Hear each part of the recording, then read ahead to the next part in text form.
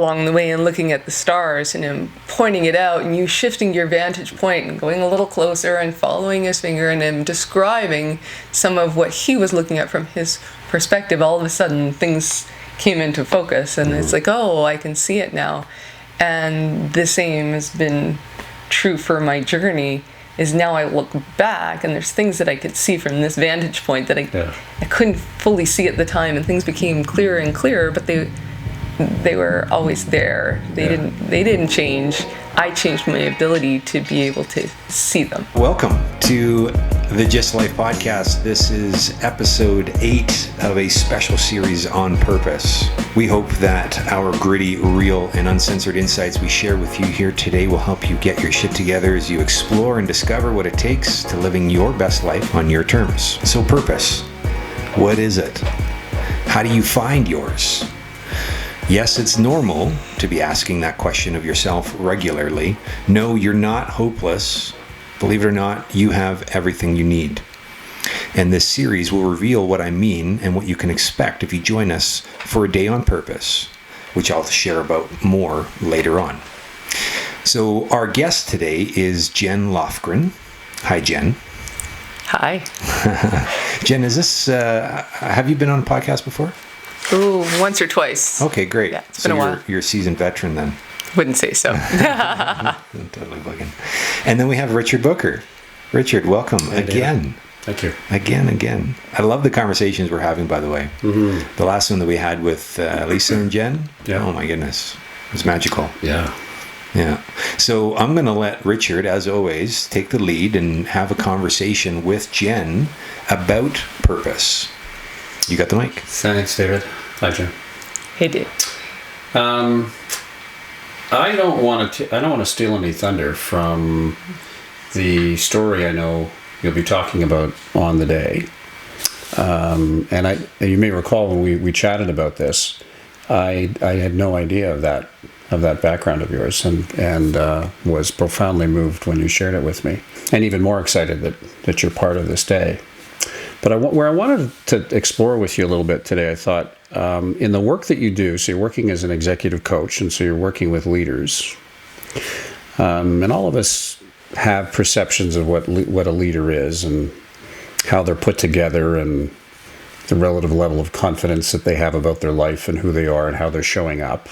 And I wondered if you could talk a little bit about, in your work there, where you see purpose popping up in the coaching work that you're doing. I think the first place my brain goes is everybody has a backstory. Mm-hmm. And tying back to our conversation, not knowing my backstory, and I see purpose showing up for a lot of leaders that have let go of their backstory and are trying to focus so hard on living either for today or often for the future, and losing the connection to their own backstory and how it's playing a driving force and how they're showing up today, but also what their purpose is. Mm-hmm. And feeling a little bit disconnected from the what's the point, and why am I doing what I'm doing, and why am I working so hard, or what am I striving towards other than a better future. But a lot of leaders are struggling with that question of so what's the point?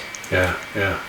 And I guess as a leader, often their mandate from the board and the leadership team is, and ownership perhaps, is the bottom line and the monthly or weekly financials and numbers and hitting those outcomes. So yeah, it can feel like they kind of get lost in it.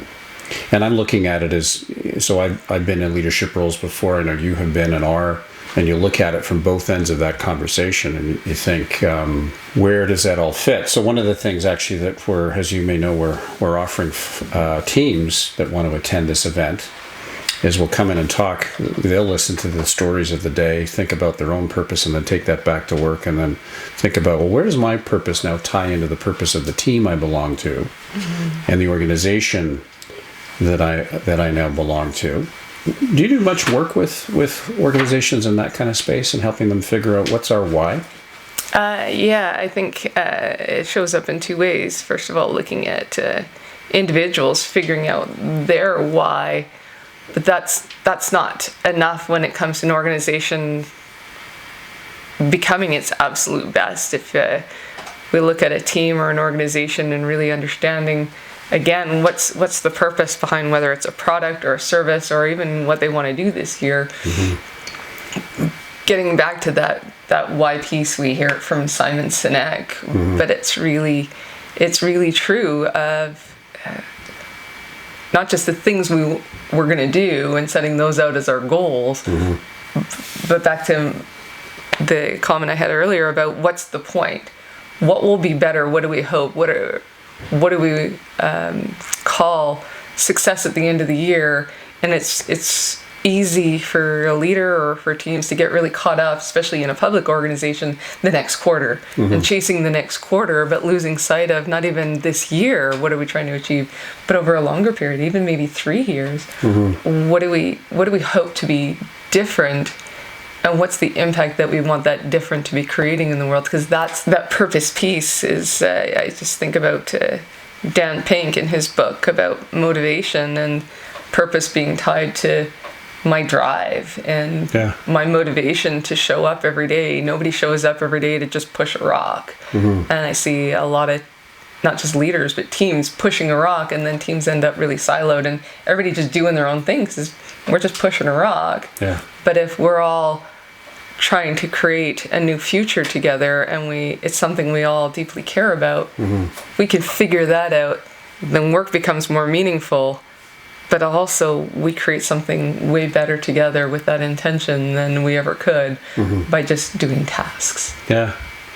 It's so. What came to mind as you were sharing that is put your heart in it, or where is your heart in this? It was interesting. I was talking with one of the folks that's involved with this event and taking care of one of the financial pieces of the day. And in the midst of it, she said, well, what's this all about? And I said, well, I'm hosting an event. It's called A Day on Purpose.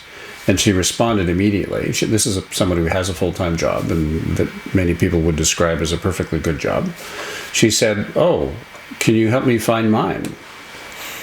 So it's interesting because, like you said, not pushing rock might be overstating it from her perspective. I take your point, though, that if it feels like that's what you're doing and your heart's not in it, then it's a lot of heavy lifting. It's a lot of extra work. It seems. Does that resonate with you? It does, and sometimes you're genuinely pushing a rock, but sometimes you're doing exactly what you're meant to be doing, but without the clarity of the impact you're creating and that you're really fulfilling your purpose, it can take that right work for you and turn it into something that feels like a chore because you've lost connection to the why behind it. The danger for an individual or for a team in going down this journey of identifying their purpose is you might find that you're in the wrong fit. Am I in the right place or the right role that's fulfilling for me? A roadblock for them to explore is, well, what if I find out that I'm not? And if we can create the safety to, we can deal with that later and just explore. Most of the leaders and teams that I work with that process through, they find the reason why they're exactly where they are and that they're in the very right place. But they see it through different eyes, and now they've got energy and joy and way different thinking and approach to the work that they do. When you said that, I felt a tinge of almost panic in the pit of my stomach when you said fear, and I thought, oh yeah. So what if, as a product of this process, I discover that I'm not doing what I'm supposed to be doing, that I'm in the profoundly wrong role, career, job, whatever, and I have no idea what to backfill that with? Oh my God, now what do I do? Is that something you've encountered? I know that through a lot of leaders I've worked with, but also through my own personal story, struggling with oh darn, if not this, then what? And that's part of the story I'm going to share at the Day on Purpose. But I also think about a leader that I worked with that was a VP in an energy company, and we went through this process of looking at purpose, and their purpose was very much tied to music. And a first career that almost was, and an intention to step away from it, to have some other things in life that they wanted, but they had abandoned and let go of that part of themselves along the way. And it wasn't something that they wanted to make their career and their occupation, but realized it was a vocation they had let go of.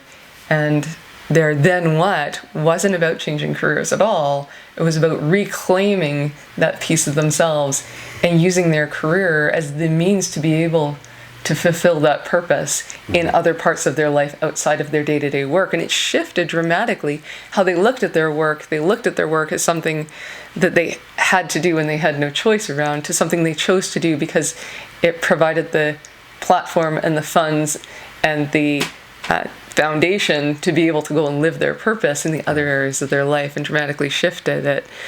My own story required me to make a career change along the way, and it wasn't easy. It took me a couple of years to figure out the answer to, if not this, then what? Right. And a journey of discovery to really figure that out, and then unfolding, and we've heard it, this metaphor before, the peeling the onion. It wasn't just a peeling the onion of who am I, but a peeling away all the other options and the noise in front of me to look at what were the ways that I could live out my purpose that would be most fulfilling for me. But it sounds like you had that North Star, the term I use to talk about purpose. So it sounded like you had that. Now it was to peel away stuff that wasn't going to be aligned or not true to that purpose and figure out what was. Did I get that right? Close. I think I've probably got more of the North Star now, but about 15 years ago or a little more when I was going through that, it wasn't really a North Star. It was like a constellation. It was a collection of stars and information that I was looking for. How did they all join together? And it was an unfolding of more and more clarity over time, but there was enough there to make some decisions around. But it wasn't super clear at the time. I just knew what it wasn't, and I knew the elements that needed to be included, but more of a constellation, not a North Star yet. Okay. I'm reminded of a family friend years ago. He was working on his PhD, and he would visit us in the summer, and he'd lock himself in the room up in the top of the place that we'd rented to work on this thing all day. And then at night, sometimes he'd come out just to socialize. And I remember him pointing me to the sky at night when the sky, the whole area completely dark, and he's looking up and says, "There's the belt of Orion," and I'm looking at this mess of lights in the sky, and I don't know what the hell he's looking at, and he's pointing at something, and I still can't see it. And I was sort of thinking of that as you were talking, that you see a sky full of stars, but where's the guidance, where's the insight in all of that? That's interesting. You pulled all that together. And I imagine along the way and looking at the stars and him pointing it out, and you shifting your vantage point and going a little closer and following his finger, and him describing some of what he was looking at from his perspective. All of a sudden things came into focus, and it's like, oh, I can see it now. And the same has been true for my journey, is now I look back and there's things that I could see from this vantage point that I couldn't fully see at the time, and things became clearer and clearer, but they were always there. They didn't change. I changed my ability to be able to see them. Okay. I imagine this is a wolf, and his name is Yabat. Have you met my friend the wolf Yabat? No, but when I was a kid, I was told as a kid, Yabbits are for wabbits. Okay, good. So is that something that you encountered as you started to see how things were connected, and you started to see clarity in the constellations? What role did Yabat fill in the blank? What role did that play in sorting all this out? I think all the yeah buts were the fear. Okay. The yeah, but I need this. Well, but do I really, in challenging it? Yeah, but what about that? Yeah, but when I think about them, they were all fear-based. And when I challenged any of the yeah buts, there was always a solution for dealing with that. There wasn't a solution for dealing with what I would call the core, the challenge I was dealing with, which was the challenge that I wasn't living my purpose either in my personal life or my professional life in any capacity. Right. That was the one that didn't have the easy solution on. All the yeah buts, when challenged, easily had a solution to them. What really unlocked things for me is when I made a decision in what my next step would be, even though I didn't have full clarity around it. And my first step was to quit my job. And people asked me where I was going next. And I had some really great members of my team that said, "Where are you going? I want to be a part of whatever you're doing next." And then I said, well, I'm going to be changing careers. Yeah. And this is what I'm going to be doing. And at first when I said I'm going to change careers and I'm going to go back to school, they said, "You're crazy. Why on earth would you do that?" And then I told them what I would be doing. They said, "Wow, you'll be so good at that." And that was the validating piece, that they saw what I struggled to see, that was the validating piece. And that's what I mean about the clarity and things becoming clear. It's already there. It was just my ability to change my perspective.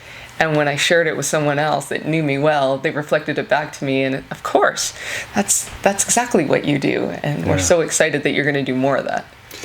And there always seems to be people that play that role in our lives, where they show us a view to us, to ourselves, that we can't see, perhaps because we're trying to look at a mirror and our nose is pressed against it, or we don't like the image that reflects back, and so they hold that up for us. And it sounds like they play such an important role, almost like the paddles on a pinball game that keep you going in the right direction.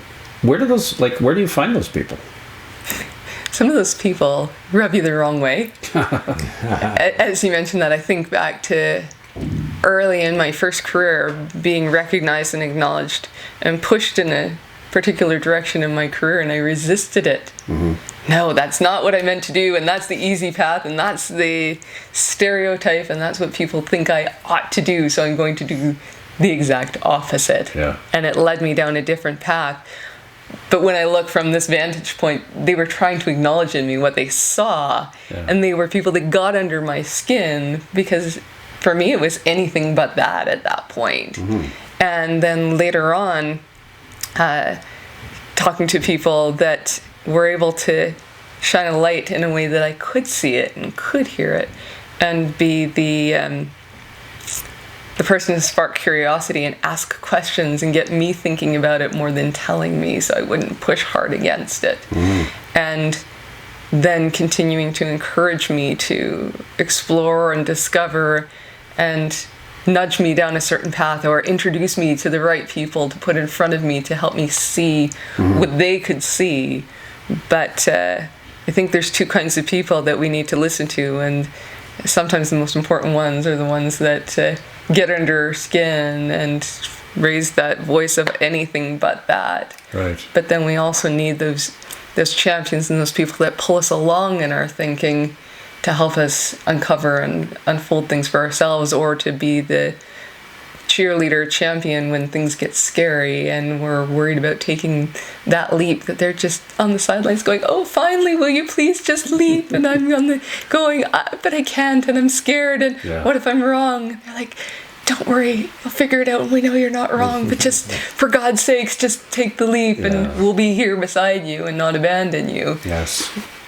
Yeah, I sometimes see that look in my wife's face as we're having conversations, and as I painfully slowly discover the me I'm supposed to be, and it's like she's known that for as long as we've been together. We've been together for over 30 years, and it's like, oh my God, finally! It's like I've been waiting for this for 20 years. But it's interesting because I have this analogy in my mind where, I don't know if you've ever seen films of people climbing Everest, and they come to this place called the Khumbu Icefall. There's crevasses all over the place, and they put these rickety ladders going across these crevasses, and the whole place is moving all the time. So avalanches and ground swells occur all the time. And so I'm going back to that moment when you said you quit your job, and it feels like I have this image of you have this crevasse in front of you, and your future's on the other side of that crevasse. If you miss the jump because the ladder's not there, you're going to be dead. And if you make it, then the toughest is behind you. But what was it like taking that leap to leave, what a father might say is a perfectly good job? What are you thinking? What's, sort of the parent tape that plays in your head sometimes? I think there was it's a perfectly good job. Yeah. I had my choice of opportunities. I had a pathward into more senior leadership. I had a great reputation. I stood out like a sore thumb in an industry full of men, and was one of the very few women that was doing the kind of work in that space that I was at the time. And I had a different set of skills, not only technical skills, but people in leadership skills that many of my peers around me didn't have. And it's like, well, what are you doing? You have all this opportunity. It's not just a perfectly good job, but giving up all the possibility that could be on the other side. That played a role for me, but what was surprising was I came across something that was an identity piece I didn't expect to find, that was getting in the way of me making that final leap. And it was that I had been fiercely independent for so long that to quit my good paying job and now be financially dependent on someone else. That was unexpected, the barrier that showed up, and took a fair bit, even after I made that decision, to rationalize and work my way through, that it didn't mean I was any less of who I was, and that being independent wasn't core to my identity and who I was or what my purpose was. But it was unexpected that crept up. I didn't see it coming. Yeah, but it's true. I mean, you can see how making a financial contribution is seen as a centerpiece of what we do and how we do it. I don't know about you, Devin, but I'm just like nodding my head and like smiling stupidly and like just in acknowledgement, truly, Jen, for the perspective. This is the thing that I'm most excited about for A Day on Purpose is perspective. And there was some, like everybody, there's these great little nuggets that I want to share with you that are listening, that are really great takeaways as you continue on wherever you are in this journey of true discovery. That it's a long game. The thing that I really resonated with was this context of constellation versus North Star. Well, we have it that we can't see our North Star. It's okay. You're still looking for it, and it's totally fine. And that was a huge takeaway from here. And the other one was inside of the expectations and the constructs and the rules that have been put in place around us, where we've had no say in the matter. We've just come into society and in our cultures, and this is how it goes. This is how you are successful. You meet these measures, and that's what's determined as successful. But that's not actually the case. And unless it is tapping into this healthy anxiety that is deep within, this uncertainty, it's likely not the objective that we want to be focused on, because it's not what's really guiding us, what would really guide us towards that North Star. And so that was the other takeaway is, if you're not feeling like, think about being on the side of a mountain climbing and going for that next ledge. If you don't have a degree of like, in your stomach, well, then you're not likely confident enough to take that. And there is, it is actually your perfect opportunity, because that's now where you can focus and double down and really make it work, make it happen. Because it is, your life truly depends on it. Yeah, not a lot of growth comes from your comfort zone. No, not at all. There's never been anybody who climbed Mount Everest hanging out at the hills at the bottom. Right. It's just not how it goes. Yeah. But if you think you're going to get comfortable with being uncomfortable, that's the paradox. Yeah. I tell some of my clients, if you don't feel like you're going to throw up in your mouth a little bit, you're probably not stepping into discomfort. Oh, that's perfect. That's so well said. Yeah. Uncomfortably vivid, but yeah. Yeah, truly. So this is all in building some awareness around an upcoming event called A Day on Purpose, the first ever Day on Purpose conference happening here in Calgary. It is bringing together a fantastic community of speakers and presenters, people like you and me at various stages of uncovering their own purpose. It will be a day of stories and discovery that will work to make a very high level and at times hard to understand topic relatable and uncomplicated. You are brave enough to start the journey, and we'd love for you to join us there.